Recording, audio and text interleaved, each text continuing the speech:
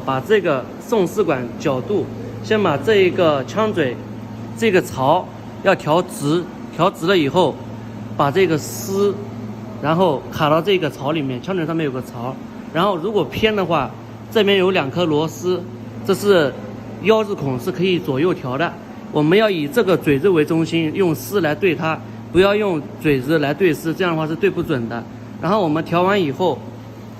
我们这样焊接的时候要用枪自身的重量压上去，我们手不要使劲的往下压，用枪自身的重量压上去就行了。你像，而且丝如果是有丝的话，我们稍微这个丝比较细，我们正常情况下用的丝粗的话，稍微